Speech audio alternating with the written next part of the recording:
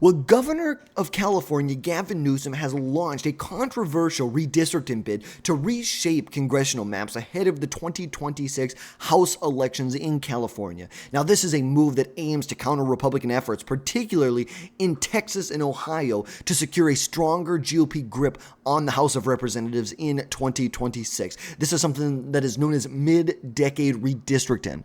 Now, Newsom's redistricting plan threatens California's independent commission, raising alarms about partisan overreach in the state. But today we're going to be breaking down exactly what is going on, the implications for the 2026 House elections, and what this means for the midterms. But let's jump into it. Now, redistricting typically occurs once every decade after the census is performed to adjust for population shifts. Certain states get more seats, certain states lose some seats, and they have to redraw the lines every 10 years. California, back in 2010, created an independent commission of citizens that would redistrict. This was created, like we said, back in 2010, 2011, to prevent gerrymandering. This is an independent citizens redistricting commission. Even though it's independent, it's still very much gerrymandered and very much rigged. Like, let's not kid ourselves here. California is still a very much gerrymandered state. This is a state in which Republicans hold 9 out of the 52 seats that are in the state, yet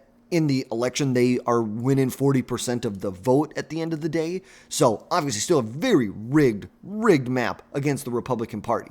But the commission draws maps based on what they would say fairness, geography, and minority representation, not partisan gain. Now, Newsom's bid would require him to bypass this voter-approved system, hand in map drawing power to the Democrat-controlled legislator before 2026. Now, Texas Republicans, we know, backed by President Donald Trump, are pushing mid-decade redistricting to flip up to 5 Democrat seats in the state of Texas. Now, Newsom is claiming that his plan is a response to the GOP tactic, framing it as a defense for, quote, democracy.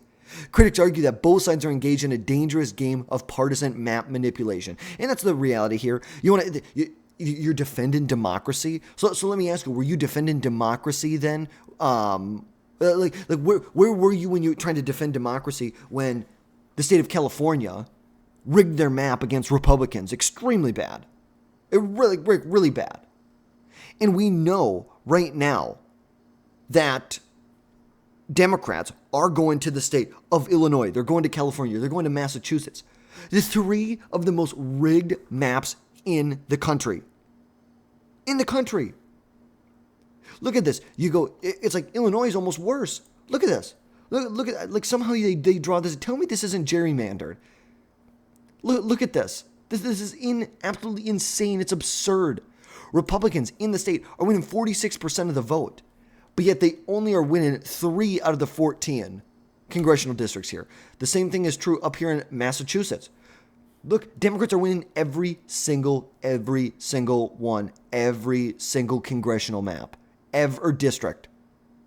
It's almost a joke that the Texas Democrats are fleeing to the most gerrymandered states in America. But we know Newsom wants to elevate his 2028 profile. J.B. Pritzker trying to do the same thing, elevate his 2028 profile. But here's Newsom's plan. This is what he wants to do. Newsom is proposing a special election for later this year to let voters approve a new congressional map. The maps would most likely favor Democrats. They're saying that they can eliminate basically all but maybe 1, maybe 2 Republican seats in California. Now, some potential targets in California are, let's see, I believe they were going to go after California's 3rd congressional district, California's 2nd, and California's 41st congressional district. These were all districts they really felt that they could go after, but they said that there's a map out there that they could potentially, that there could be no Republican support in the state, or maybe 1, maybe 2 Republican representatives from the state out of the 52 that California has. Now, the plan would require 2/3 of the legislature to vote to place it on the ballot, an even higher bar considering the fact that they have a Democrat supermajority right now. But if approved, the new map would apply for the 26, 28, and 2030 elections before reverting back to an independent commission in 2032. Now, the cost. Estimated right now, the cost to redistrict the state of California will cost roughly $200 million, although Newsom is calling it, quote, priceless for democracy. Yeah, for democracy. It's funny. It's they're defending democracy when Democrats do when they're doing it in response to Republicans. This is something politicians and parties have done for years. This is something they have done for centuries at this point. So don't tell me this has anything to do about democracy. You guys have done it. The Democrats have done it. The Republicans have done it. It has nothing to do about democracy right now. Don't give me that bullshit. Democrats have some of the most gerrymandered states in America. Give me a fucking break. But there's a big movement of legal scholars that believe that this would violate California's Constitution, that this could get held up in courts. Remember, in order for this to be effective for the 2026 midterms, they would need to get this done by November. They would have to have a ballot initiative on the ballot by November. It's like we're talking 3 months out right now. 90 days almost. 90 days. And the fact that if it could get held up in court for even a couple weeks could derail this entire thing. So this is a very tightrope type line that the Democrat Party in California will have to walk. But California Republicans have responded, calling this a corrupt power grab to marginalize GOP voters in a state where GOP voters are already marginalized.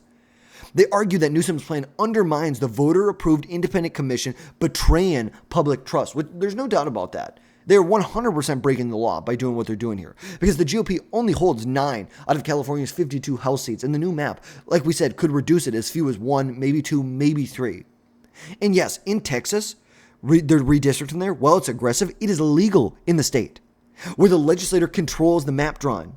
That's what people don't understand. Democrats have given their power over to independent commissions. It is 100% legal to do what they're doing in Texas. They're actually creating roughly 5 Hispanic majority congressional districts. We are empowering minorities by doing this. And I'm not saying that it's like, we know it's not about empowering minorities. We know it's about a power grab. And I think it's a bad thing either way. Like both ways, I think it's bad. But the reality, like whether something is a good thing to do or not is different than whether it's something legal to do or not. It is not legal to do this in California. It is 100% legal to do this in Texas. Because like we said, California's system, by contrast, was designed to keep politicians' hands off redistricting. But still, even when the politicians' hands aren't on there, they're probably all a bunch of Democrats that are on that board. Because ultimately, look, Democrats still, how? You have 80% of the representation in Congress from the state of California, but Republicans are winning over 40% of the vote in the state. That is the reality of what's happening. And Republicans warn that this will spark a, quote, race to the bottom in both parties to gerrymander the country nationwide. And some Democrats, like Assemblymember Alex Lee, are also opposed to Newsom, calling it a dangerous precedent to set. Now, there could be major implications for the 2026 House elections. The 26 House elections are critical, as the party not holding the White House often gains many seats in the midterm. Out of the last 20 midterms, the president's party has lost seats in 18 of the last 20 midterms, except the exception is obviously 98 and 2002. But Republicans hold a slim 5-seat House majority right now, making every district a battleground state. And Newsom's redistricting could flip enough seats to give Democrats control of the House, especially if Republicans in the state of Texas are not able to do that. And this would block President Trump's agenda on immigration reform, tax cuts in his final 2 years in office.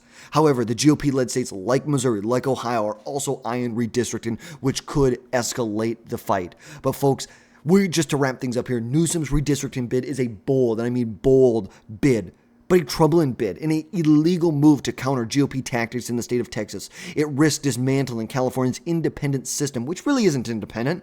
We know it's not independent, but still, at least you can call it independent right now. I'd like to say it's represented, or it's threatening fair representation, but there already is unfair representation from California.